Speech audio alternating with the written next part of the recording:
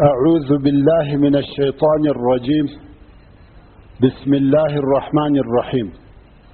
الحمد لله الشافي والمعافي النافع والضار، لا خير إلا خيره ولا فضل إلا فضله ولا رب سواه، له الحكم وله الحمد وهو على كل شيء قدير.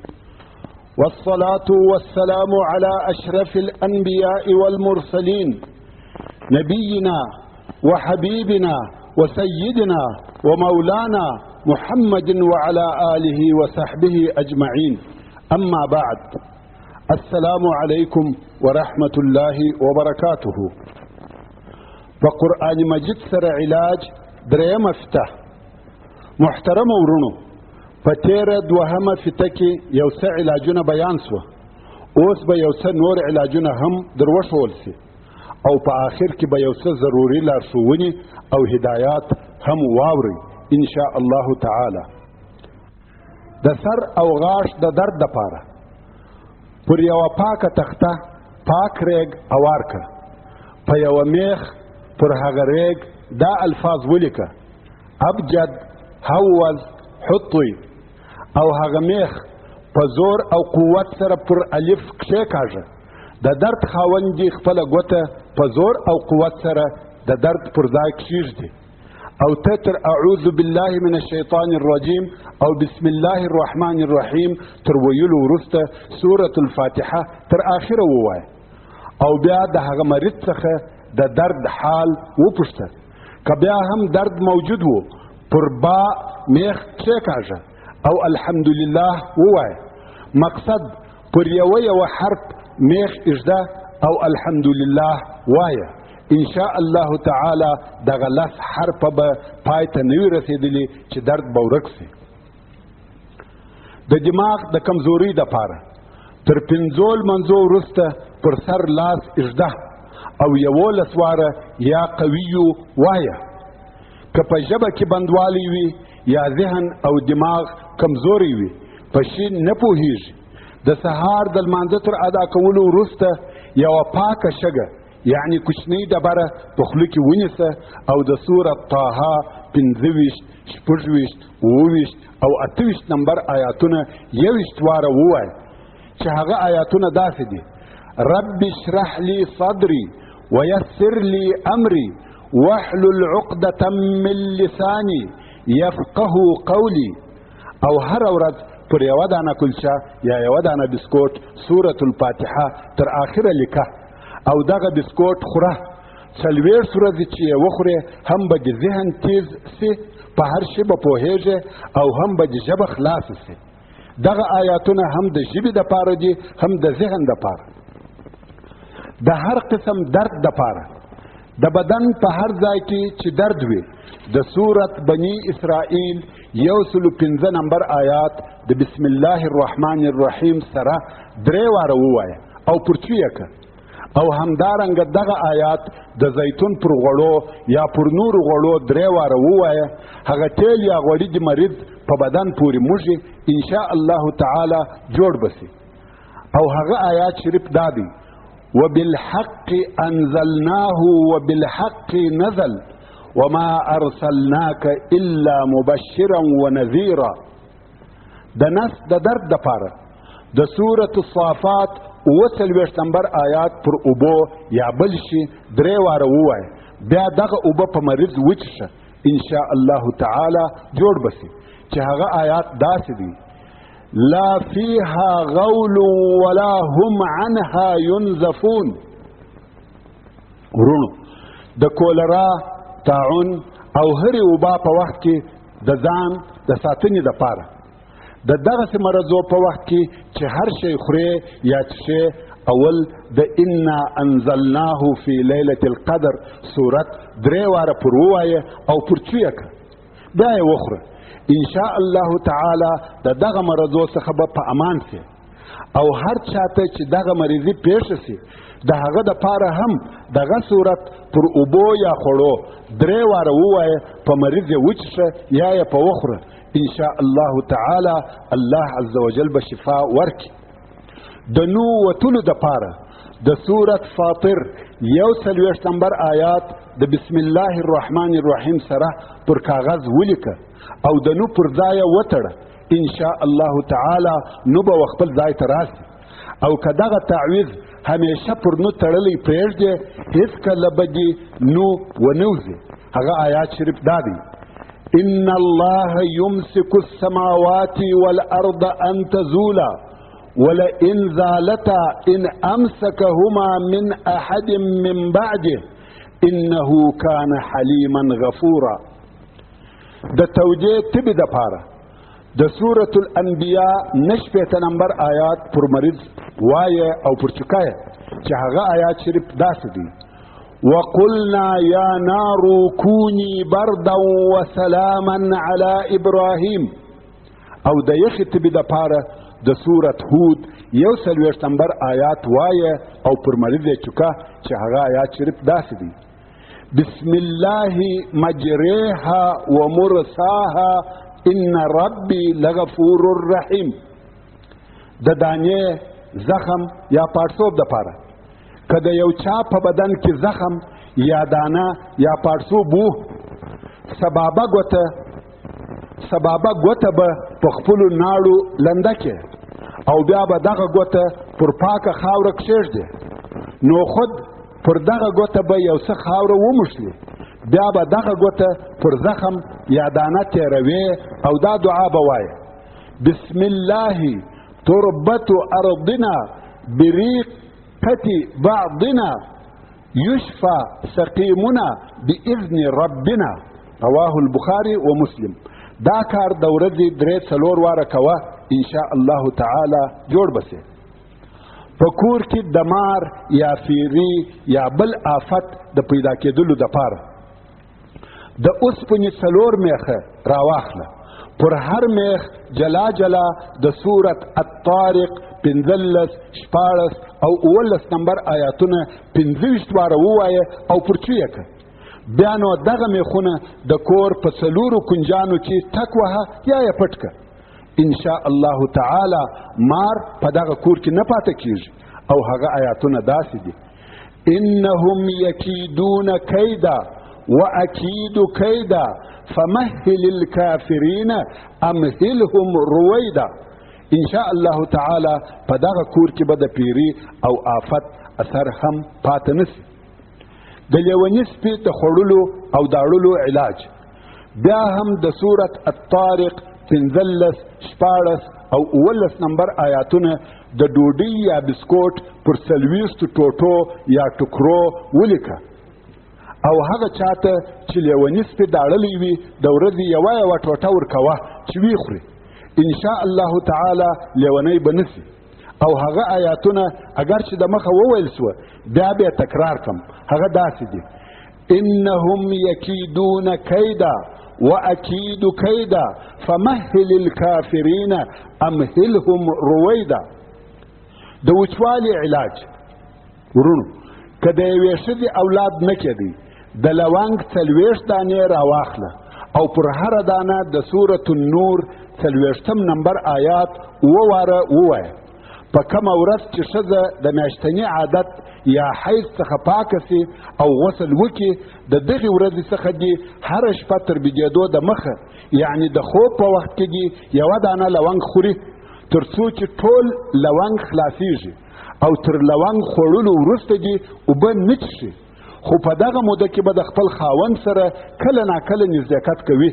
او هغه آیات شریف دا دی: او كظلمات في بحر اللجي يغشاه موج من فوقه موج من فوقه سحاب ظلمات بعضها فوق بعض إذا أخرج يده لم يكد يراها ومن لم يجعل الله له نورا فما له من نور. د حمل نقصانېدل که د یوې ښځې همیشه د نس کوچنی نقصانېدی د سورة النحل 128 نمبر آیاتونه پر یوه کاغذ ولیکه. تر پوښولو وروسته دې ښځه پر نس وتړي ان شاء الله تعالی حمل به نه نقصانېږي او هغه آیات شریف دادی واصبر وما صبرك الا بالله ولا تحزن عليهم ولا تكو في ضيق مما يمكرون ان الله مع الذين اتقوا والذين هم محسنون. د کوچنی د پیدا کېدو په وخت کې د دردو علاج یا په بل عبارت د ولادت د آسانتیا د پاره د سورة الانشقاق اولنی 15 آیات پر خوږو ووایه. یعنی ګوړه، بوره، چاکلیټ، پلمیټ، پر هر شی چې خوږ وي. او د ولادت په وخت کې دی ښځه دغه خوږ شی وخوري، ان شاء الله تعالی کوچنی به په آسانی سره پیدا شي. هغه آیاتونه دادي: بسم الله الرحمن الرحیم اذا السماء انشقت وأذنت لربها وحقت وإذا الأرض مدت وألقت ما فيها وتخلت وأذنت لربها وحقت. ورونو د اولاد ژوندي نه پاتې کېدلو علاج یو پاو سپیرکي او تور مرچ واخله، د دوشنبې په ورځ غرمه د والشمس صورت داسې پر ووایه چې د هر وار ویلو سره به درود شریف هم وایه. کم وخت چې دې 40 واره پوره کړه بیا یو وار درود شریف ووایه. بیا نو پر سپیرکۍ او تورو مرچو چوکه. ښځه دې د حمل د شروع څخه، یعنی په کومه ورځ چې ودې ته دا معلومه سوه چې ما ته حمل پیدا سوی دی، د ښځه دې د حمل د شروع څخه هره ورځ د دغه دواړو شیانو څخه لږ تر هغو پورې خوري چې کوچنی د تی څخه پرې کوي. ان شاء الله تعالی اولاد به وپایي. د والشمس صورت په قرآن مجید کې 1 نمبر صورت دی او هغه داسې دی: بسم الله الرحمن الرحيم والشمس وضحاها والقمر إذا تلاها والنهار إذا جلاها والليل إذا يغشاها والسماء وما بناها والأرض وما طحاها ونفس وما سواها فألهمها فجورها وتقواها قد أفلح من زكاها وقد خاب من دساها كذبت ثمود بطغواها إذ انبعث أشقاها فقال لهم رسول الله ناقة الله وسقياها فكذبوه فعقروها فدمدم عليهم ربهم بذنبهم فسواها ولا يخاف عقباها. همیشه او پرله پسې انجونی زیږول، یعنی که د یوې ښځې همیشه لوڼې پیدا کېدې، نر اولاد یې نه کېدی، نو دې د دغه ښځې خاوند یا یوه بله ښځه د دې پر نس په ګوته سره یو قوس یا دائره او یا واره جوړه کړي او د هر وار سره دې د الله عز وجل نوم یا متینو وایي. ان شاء الله تعالی الله عز وجل به زوی ورکړي. د کوچني نظر کېدل یا ژړل یا په خوب کې بیرېدل یا میرګۍ او داسې بل شی ورپېښېدل، پر دغسې کوچني د قل اعوذ برب الفلق او قل اعوذ برب الناس سورتونه 3 واره وایه او پر چکه او دغه دعا پر کاغذ ولیکه، تر پوښولو وروسته یې ور په غاړه کړه. دعا دا ده: اعوذ بکلمات الله التامات من شر كل شيطان وهامة وعين لامة. ان شاء الله تعالی دغه کوچنی به د ټولو آفاتو څخه په امان سي. د مسکینۍ او محتاجۍ دپاره د ماخوستن تر لمانځه وروسته 11 واره درود شریف وایه، بیا 11 واره د الله عز وجل نوم یا معز وایه، بیا 11 واره درود شریف وایه. بیا د خپل مقصد سره برابر د رزق دعا کوه. ان شاء الله تعالی په رزق کې به دې برکت او پراخي راسي. بیا هم د مسکنت او احتیاج د لرې کولو دپاره بله طریقه، د ماخوستن تر لمانځه وروسته 1414 واره د الله عز وجل نوم یا وهابو وایه، خو په سر او آخر کې به 8 واره درود شریف وایه. ان شاء الله تعالی دنیاداره بسې، په مال او رزق کې به دې برکت او ډیروالی پیدا سي. وروره که دې یو کار بند و، د هغه کار د خلاصېدو دپاره تر 12 ورځو پورې هره ورځ 12,000 واره دغه راتلونکې دعا وایه. د دعا تر ویلو وروسته الله عز وجل ته د مشکل د اسانه کېدو خواست او دعا کوه. ان شاء الله تعالی هر قسم مشکل کار چې وي حل بسي. هغه دعا دا ده: یا بدیع العجائب بالخیر یا بدیع.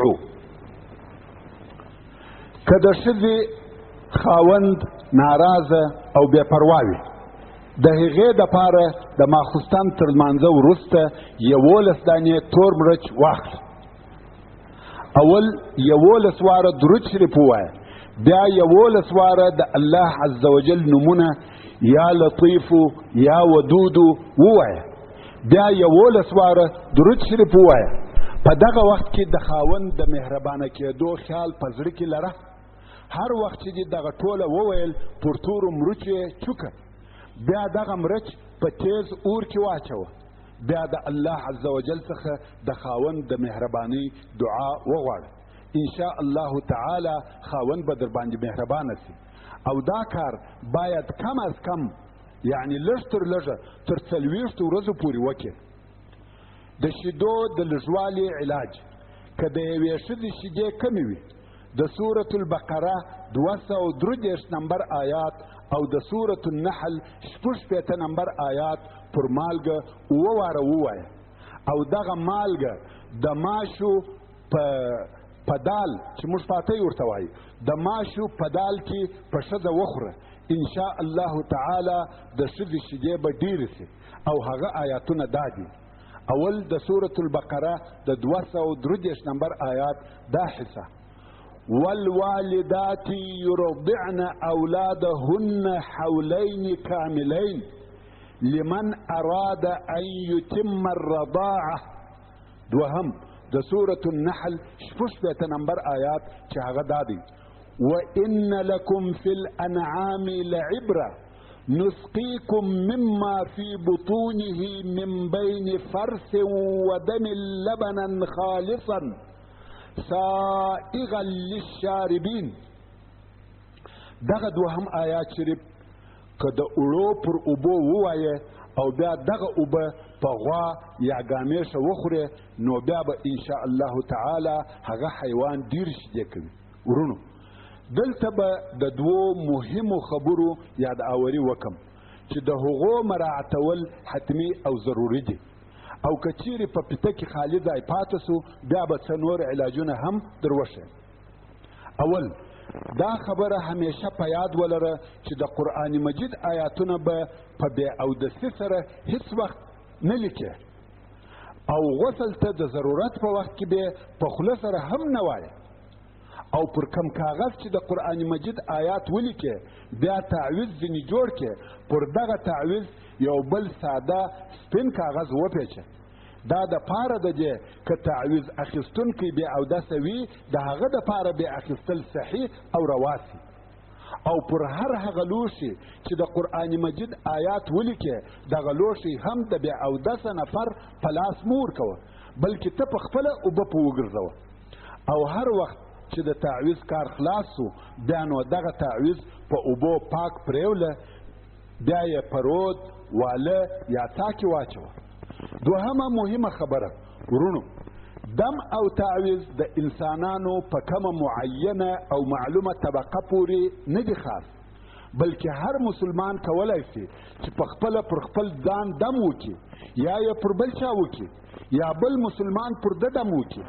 خاوند پر خپله ښځه دم کولی شي، پلار پر خپلو اولادو دم کولای شي او ښځه پر خپل خاوند او اولادو دم کولای شي، مګر هو یو شی باید د یاده ونه باسو چې د انسان تقوا او ښه سړیتوب د دم په نفع رسولو کې ډېر اثر لري.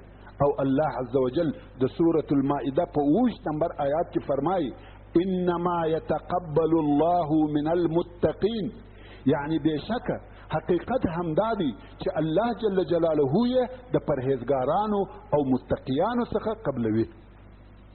نو زموږ باید دا عقیده وي چې د قرآن مجید آیاتونه، اذکار، دعاوي او هغه تعوذات چې په هغو سره شفا غوښتل کیږي، دم او تعویذ پکیږي، هغه په خپل ځان کې د الله عز وجل په امر شافي او نفع رسونکي دي، خو د هغو د استعمال دپاره د استعمالونکي و قوت ته ضرورت ته. کم وخت که په دغو آیاتو او اذکارو سره شفا نسوه حاصله، پوسه چې د دم کوونکي په تاثیر کې ضعف سته او یا دا چې مریض د هغه تاثیر نه قبلوي، هلته یو قوي مانع سته چې د دغه علاج تاثیر نه قبلوي. نو دا دې تا ته معلومه وي چې په دم او تعویذ سره علاج کول دوه اساسي شرطونه لري، چې یو شرط یې په مریض پورې اړه لري او بل شرط یې په علاج کوونکي پورې تعلق لري. هغه شرط چې په مریض پورې اړه لري هغه دا دی چې مریض به پوره کامله او راسخه عقیده لري چې هو قرآن مجید د مؤمنانو د پاره رحمت او شفا دی، د هر مرض علاج پکېدلی شي، او د مریض توجه به په صدق او اخلاص سره الله عز وجل ته وي. او هغه شرط چې په علاج کوونکي پورې تعلق لري هغه دا دی چې د ده د استعمالولو او ویلو شیان به صحیح شیان وي، لکه د قرآن مجید آیاتونه او د رسول الله صلی الله علیه و آله وسلم احادیث. دا خو د علاج کوونکي اسلحه سوه، خو د اسلحې استعمال و قوي استعمالونکي ته ضرورت لري، ځکه علاج کوونکی داسې مثال لري لکه جنګ کوونکی، ځکه دی هم د مرض او ګای وخت د پیري سره جنګیږي، او جنګ کوونکی تر هغو په جنګ کې نسي کامیابېدلی تر څو دغه دوه شی ونه لري، اول صحیح اسلحه، دوهم قوي بازو. که قوي بازو نه وي د اسلحې درلودل فایده نه لري. هر وخت که یو د دغه دوو نو موجود د کامیابی امید مکوه، او که بیا دواړه نه وه، مثلا علاج په غیر قرآني شیانو سره وي او د علاج کوونکي زړه د توحید، توکل او تقوا څخه خالي وي، هلته نو شکست حتمي سو. نو د معالج دپاره دا پکار دی چې علاج به په قرآن مجید، اذکارو او احادیثو سره کوي، او په عین حال کې به سالمه عقیده، تقوا او پرهیزګاري هم لري. دلته نو د علاج اثر حتمی او ضروري سو. اوس نو انشاء الله د دم او تعویذ د تاثیر دپاره دوه اساسي او مهم شرطونه در معلوم سو، چې یو شرط یې په مریض پورې تعلق لري او بل شرط یې په علاج کوونکي پورې تعلق لري. د مریض دپاره دا شرط دی چې صحیح، سالمه او ټینګه عقیده به لري چې هو قرآن مجید د الله عز وجل په امر د هر مرض شفا دی، او یوازې به د الله عز وجل څخه د قرآن مجید په برکت د صحت غوښتنه کوي. او د علاج کوونکي دپاره شرط دوې حصې لري. اول علاج به په قرآن مجید، اذکارو او احادیثو سره کوي. دوهم دغه علاج کوونکی به د سالمې عقیدې خاوند او د هغو کسانو څخه وي چې د الله عز وجل د اوامرو او نواهیو تابع، متقي او پرهیزګاره وي. کم وخت چې دغه دواړه شرطونه د مریض او علاج کوونکي د طرفه موجود سوه، نو انشاء الله تعالی د علاج اثر حتمی کیږي او مریض به عاجله شفا پیدا کړي. محترم ورونو، اوس به یوې حق او واقعي موضوع ته متوجه سو چې هغه زموږ ستاسې په ننني ژوند پورې تعلق لري. ورونو، نن ورځ ډېر خلق داسې فکر کوي او دا یې عقیده ده چې قرآن مجید فقط د لمانځه دپاره دی او علم یې تجوید دی، یا قرآن مجید د جوالو د ښایسته کولو دپاره دی، یا د دم او تعویض دپاره دی چې فقط په هغه سره شفا حاصله کړي یا په فاتحو او ختمو کې وویل سي. خو دوی په دغه فکر او عقیده سره قرآن مجید محصور او حصر کوي. د قرآن مجید اصلي او اساسي مقصد یې هیر کوي او په دغه عقیده سره دوی د هغه جملې او ډلې څخه حسابل کیږي چې دوی قرآن مجید ترک کړی دی. د قرآن مجید هغه لوی او مقدس مقصد یې پرې ایښی دی چې هغه پر مځکه او مخلوقاتو د رب العالمین حاکمیت دی چې همدا د انسانانو د خلقولو اصلي غایه او مقصد و. الله عز وجل د سورة البقره په 10 نمبر آیات کې فرمایي انی جاعل فی الارض خلیفه، یعنی بشکه زه په مځکه کې یو خلیفه پیدا کوم. چې دا قول الله عز وجل د آدم علیه السلام تر خلقولو د مخه و ملائکو ته وفرمایه چې زه په مځکه کې داسې یو څوک پیدا کوم چې الهي احکام جاری کړي. او بیا رب عز وجل د سورة البقره په 124 نمبر آیات کې و ابراهیم علیه السلام ته فرمایي انی جاعلک للناس اماما، یعنی بشکه زه تا د خلقو دپاره امام او مقتدا ګرځوم.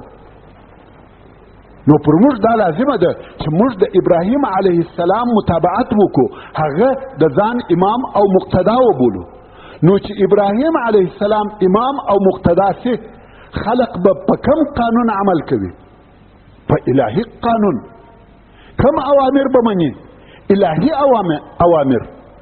نو بل حق نسته بلا احکم الحاکمین د حکم څخه. الله عز وجل خپل حکم د بندگانو د پاره عبادت ګرځولی دی. که چا د رب عز وجل حکم عملی کوي، هغه د خپل رب عبادت وکړي. الله عز وجل د سورة یوسف په 40 نمبر آیات کې فرمایي ان الحکم الا لله امر الا تعبدوا الا اياه ذلك الدين القيم ولكن اکثر الناس لا يعلمون. یعنی حکم او حکومت د هیچا نه دی مگر خاص د الله دی. دغه الله امر کړی دی چې تاسو به له د جل جلاله د بل چا عبادت مکوئ او د جل جلاله عبادت حق او ښکارا دین دی، مگر اکثر خلق په دې نه پوهیږي. نو ورونو د قرآن مجید مهم او عظیم مقصد داسو چې خلق د خپل خالق عز وجل عبادت وکړي او دغه الهي قانون په عملي کولو سره د معزز او مکرم خوشبخت او کامیاب ژوند خاوندان سي. مگر بدبختانه کم شی چې نن ورځ او په اوسنۍ زمانه کې د خلقو په سرچپه اعمالو کې لیدل کیږي، هغه هجر او ترکول پریښول د قرآن مجید دی چې نه عمل پکوي او نه د ژوندانه قانون ګرځوي.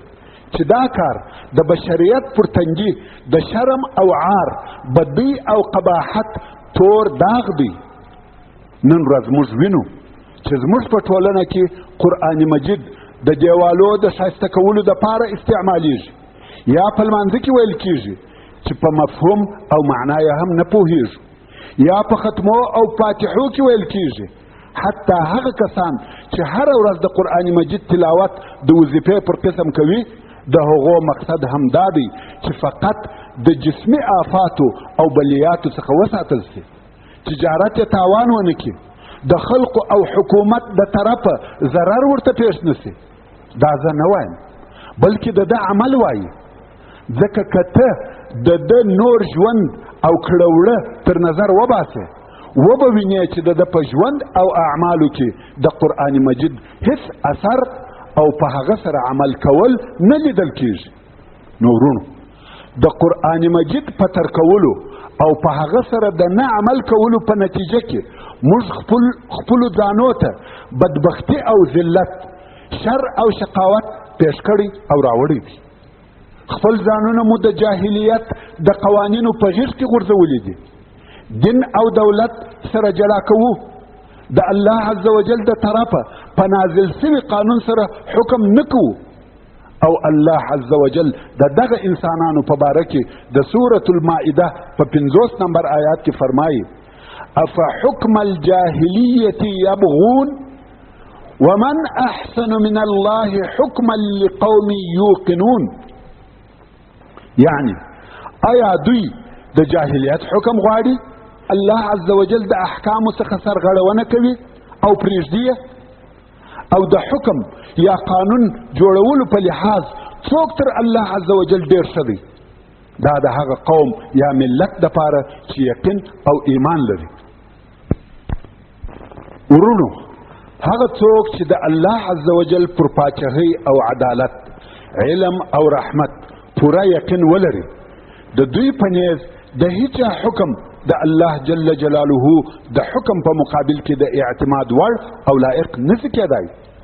نو بیا ولې دغه خلق د الله تعالی د احکامو څخه د کفر او جاهلیت، د رسم او رواج، د شهواتو او خواهشاتو پر طرف ځغلي؟ او بیا هم الله عز وجل د سورة المائده په 44 نمبر آیات کې فرمایي: ومن لم يحكم بما انزل الله فاولئک هم الكافرون. یعنی هر هغه څوک چې په هغه شی حکم ونه کړي چې الله عز وجل نازل کړی دی، نو دغه کسان کافران دي. او اوس راسي چې خبره نوره هم د یو مثال پر راوړلو سره واضحه او روښانه کړو. که یو ورځ ته په خپل کور کې ناست یې او بیا یو چا د کور دروازه در وټکول، کوم وخت چې ته دروازه خلاصه کړې ودې لیده چې د پاچا یا د دولت د رئیس د طرفه قاصد دی، د دې قاصد په لاس کې په پاکټ کې لطفاً فته واړوه.